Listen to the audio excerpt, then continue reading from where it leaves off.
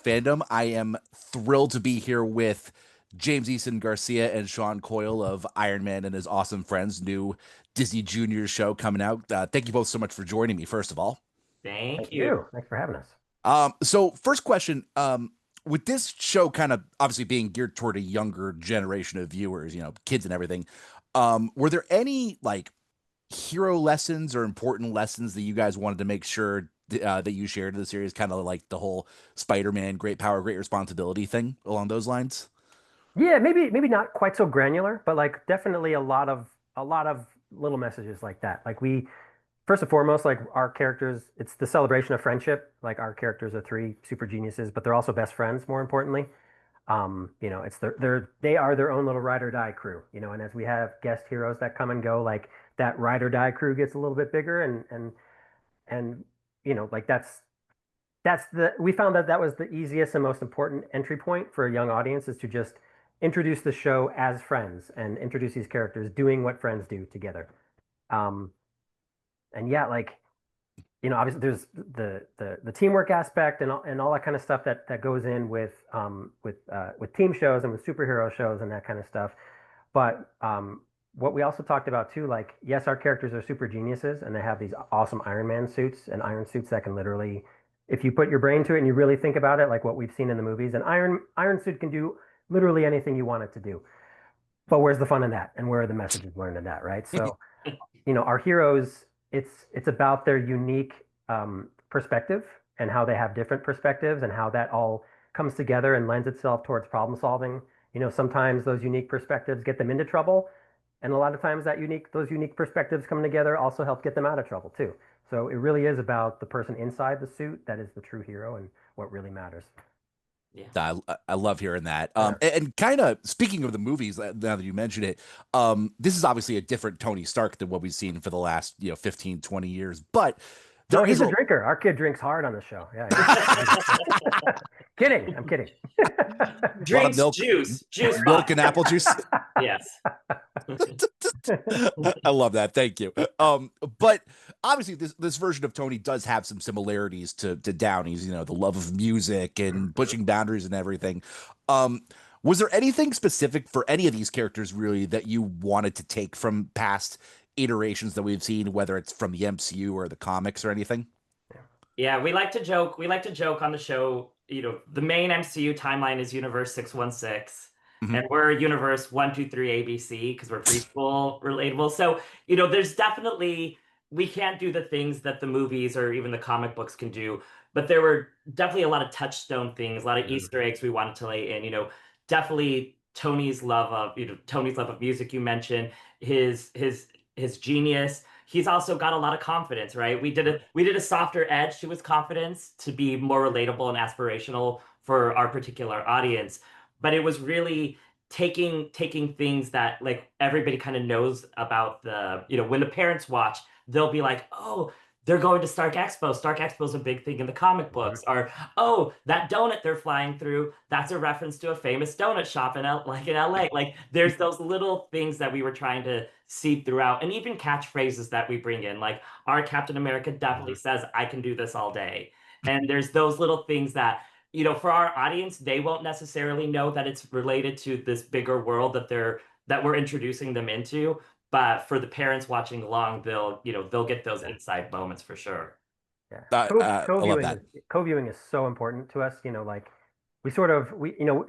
James and I operate by this sort of mentality that like, parents really do control the remote. So it's like, we don't want, we don't expect the parents to just drop their kids in front of our show blindly and be like, oh, whatever.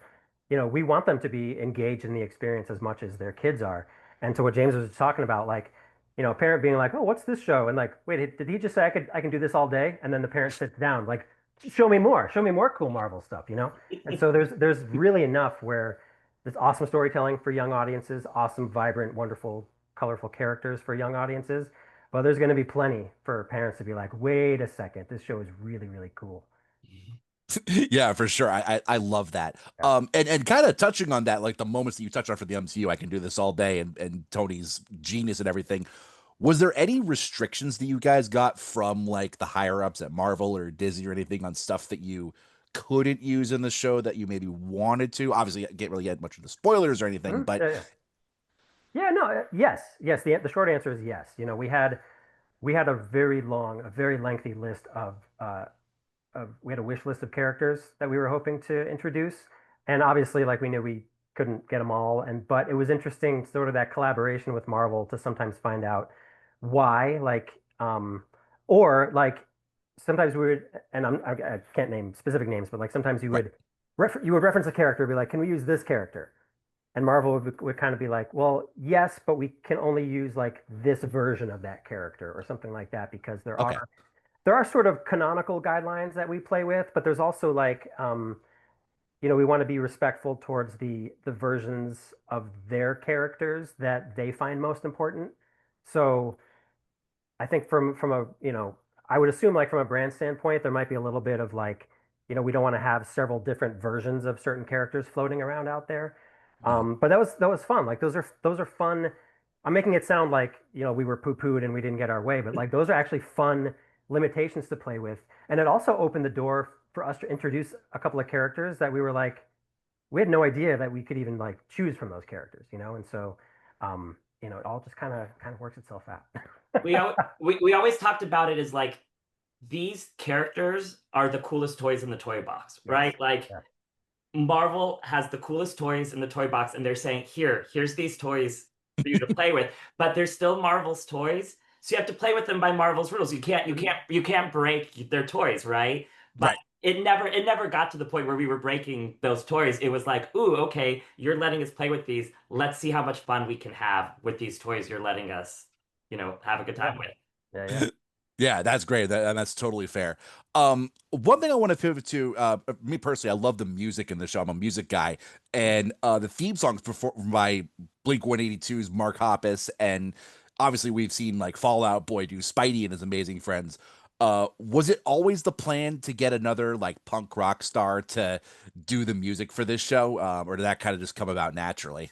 Yeah, I mean that was the hope, right? Like we really wanted to kind of piggyback off that success that Spidey had doing what they did. Um, but give credit where credit is due. The Jay Stutler and his team, the music team at Disney Junior, like they have these amazing relationships with amazing people. So you know, it was actually them. We had, you know, again, we had kind of a wish list of like 10 to 20 people that we were considering.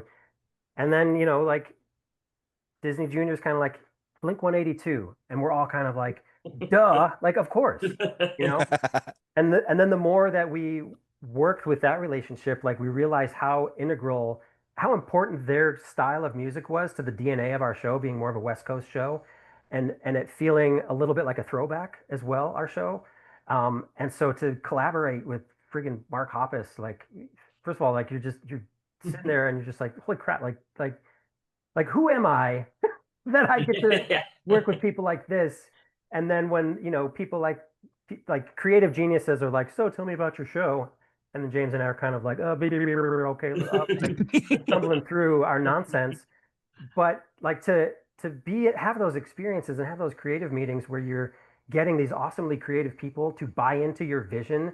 And not only that, but they're also being like, that sounds awesome. What about this? And you're like, whoa, that makes it even cooler. And so that's just kind of like the nature of how we work and how the creative environment and the creative flow on the show works, where we surround ourselves with just awesomely, wonderfully creative people and good human beings as well. And we're open to that. Like we want to hear people's ideas and we want to hear people's pitches and we want the making of this show to be a constant fluctuating change of evolution from the minute we've got words on a paper of like just a nugget of an idea by the time you finally see it on screen.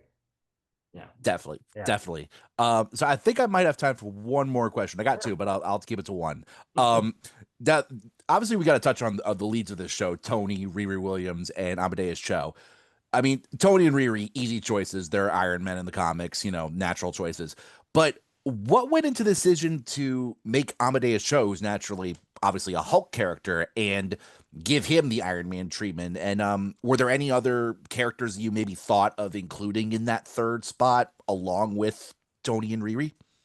It was always the goal to have the show center around three super genius characters, That was always the goal, like from the beginning, especially because we knew Tony was our lead, and he's one of the most brilliant minds in the Marvel canon, Mhm. and we wanted to have two minds equal to him in that space, and that felt, Riri was there, and she's perfect for that, and Amadeus Cho just also fit that third slot of being super genius, creative, inventive, a younger, kind of like in a way, a younger version of a Tony Stark, right? Yeah. Brilliant mind kind of thing. So in this version, we can all make them the same age. We can all make them, equal footing of like intelligence and drive and ambition and creativity and more. And beyond that, Hulk is just fun. Like, who doesn't want to have a Hulk character as a friend and as a buddy? And so Yeah. it was a really fun idea working with Marvel and Disney Jr., rounding out who this cast was going to be, and just having everybody buy into like, yeah, let's make them all these super geniuses. And Amadeus Cho just was such a perfect choice to fit that third slot. Definitely. Do you guys have time for one more question? That's Yeah, all I got. go for it. All right, perfect. And not to mention, along with the characters, the show has an unbelievable cast, especially with the adults. I mean, John Stamos, Vanessa Bayer, Tony Hale. What was the process for you guys thinking up some ideas for these actors to bring these specific characters to life? Was there any like audition process, or did you guys have these people in mind already? Yeah, no, I mean, again, give credit where credit is due. We've got an amazing casting director and voice director, Allison Bosch, who's just, man, I don't, again, like just one of those people that just has wonderful relationships with people and people like line up to work with her. And she's super talented and super funny and just, again, just she's a great human being. And so she always comes to the table with the most wonderful options and sometimes like really cool out of the box options too. But I'm pretty sure Tony Hale, she was just like, he has to do this. There wasn't even a short list. It was just like, he's doing this.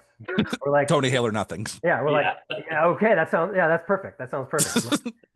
And so yeah, again, credit where credit is due. But like, we talk about this a lot where like, I think it's easy for people on the outside to look at voice acting and just be like, we do cartoon voices and I just make silly voices and magic happens. But that's not the Mhm. case. I mean, these people are super dedicated to their craft and they're just mind-bogglingly talented, where it's just kind of like they'll give you a take and you can tell that like they pulled it out somewhere. Like there was something inside that came from, and you're just kind of like, whoa, like they make the words off the page just explode. I mean, the words are brilliant as it is, but then they add their own levels and their own improvs and their own kind of thing. Again, it's evolution. Like they're reading what they're reading, and we are encouraging them, like, make this character your own. Like put your voice into it, make it an expression of you, start from you and go crazy. And that's like, and we get magic. We get magic in that room. It's just awesome.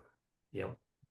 That's so cool. Well, obviously, you guys did a fantastic job on the show. Comes out on August 11th on Disney Junior and it's gonna be on Disney Plus. Sean, James, thank you so much for joining me. I had a pleasure talking to you, and can't wait to Likewise. share this with our listeners and readers at Agents of Fandom. Right on, man. Yeah. Thanks so Thank much. you, Richard.